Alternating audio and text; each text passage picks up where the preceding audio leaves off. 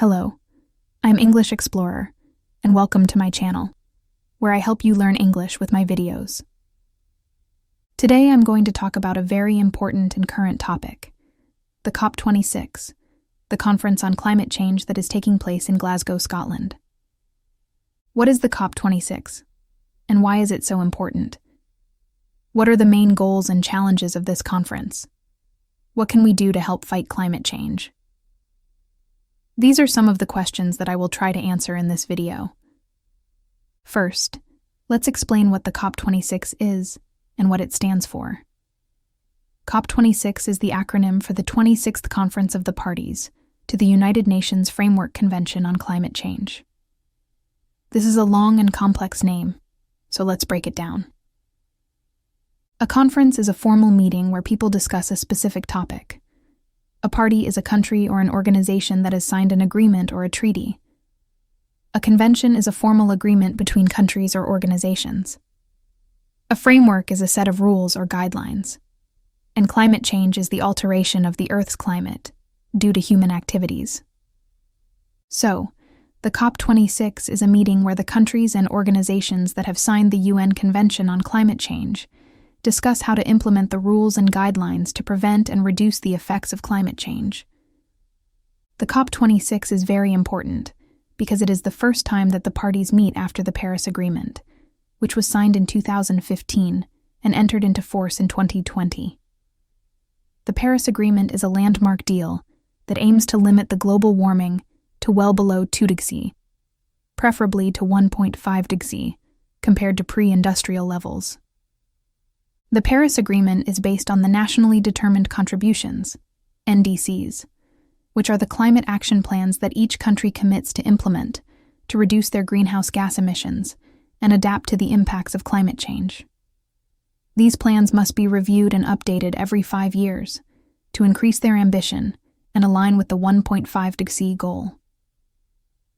The COP26 has 4 main goals: to secure global net zero by mid-century and keep 1.5 degree within reach, to adapt to protect communities and natural habitats, to mobilize finance to support climate action, and to work together to deliver. Global net zero means that the greenhouse gas emissions that are released to the atmosphere are equal or lower than the ones that are removed by natural or artificial sinks, such as forests or carbon capture and storage. This implies a transition to a low-carbon economy that relies on renewable, efficient, and clean energy sources, and that promotes a sustainable use of resources and biodiversity. Adaptation means preparing and responding to the effects of climate change that are already inevitable and that affect differently people and ecosystems. This implies improving the resilience and the recovery capacity of human and natural systems by measures such as disaster risk management, health protection, food security, water access, nature conservation, technological innovation, and international cooperation. Mobilizing finance means providing and mobilizing financial resources to support climate action, especially in developing countries that are the most vulnerable and the least responsible for climate change.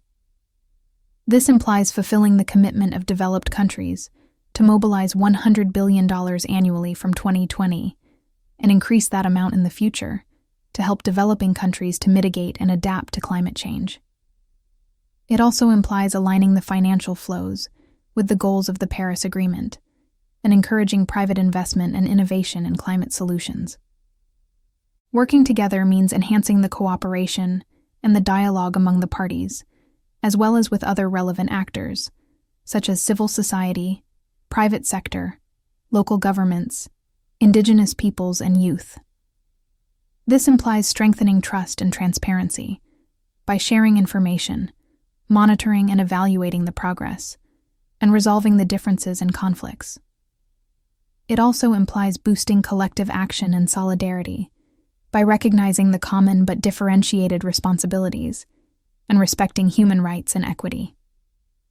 The COP26 also faces many challenges, such as the COVID-19 pandemic, the different levels of development and responsibility of the countries, the lack of trust and transparency, the urgency and complexity of the problem, and the resistance and opposition of some sectors and interests.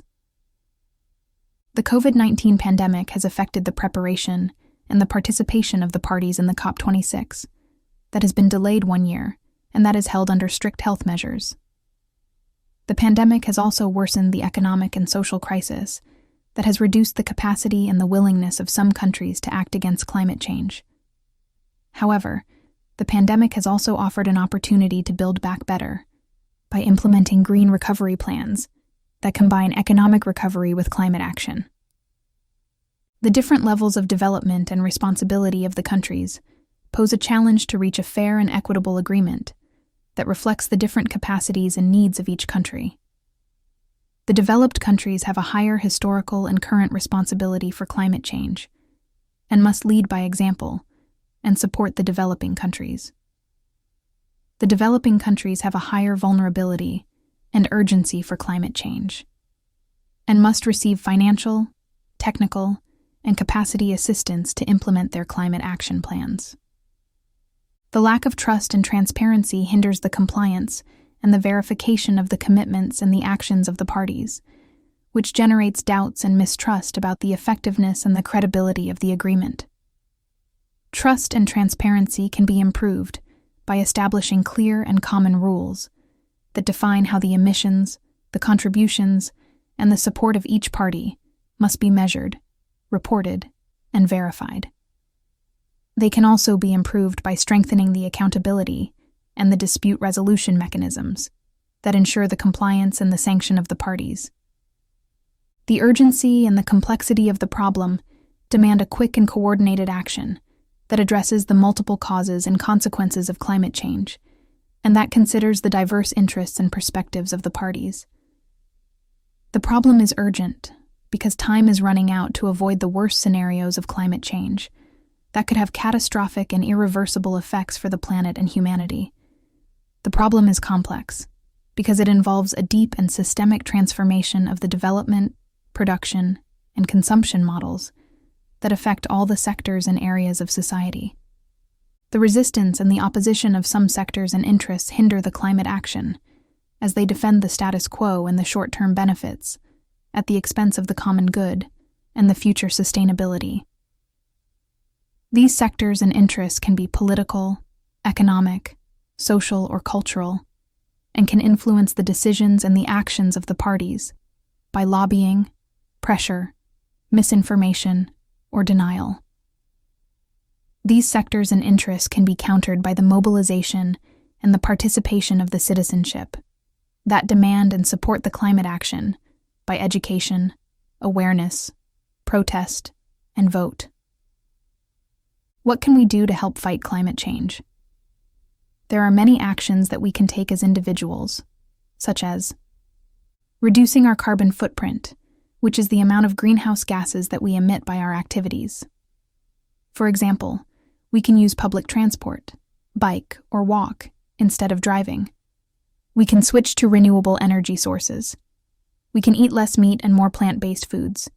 We can avoid food waste. We can buy local and organic products. We can reuse and recycle. And we can plant trees. Raising our awareness and knowledge, which is the ability to understand and learn about the causes and consequences of climate change. For example, we can read and watch reliable sources of information. We can educate ourselves and others. We can join and support environmental organizations and movements. We can participate in campaigns and events, and we can demand and vote for political leaders and policies that are committed to climate action. In conclusion, the COP26 is a crucial and historic conference that could determine the future of our planet and our civilization. It is our responsibility and opportunity to act and cooperate, to tackle the climate crisis, and to protect our environment and our lives. I hope you liked this video and that it helped you to learn and improve your English. If you liked it, please give it a like, subscribe to the channel, and turn on the bell to not miss any video. You can also leave me your comments and suggestions below. See you soon. I'm English Explorer, and I wish you a happy journey through the world of English.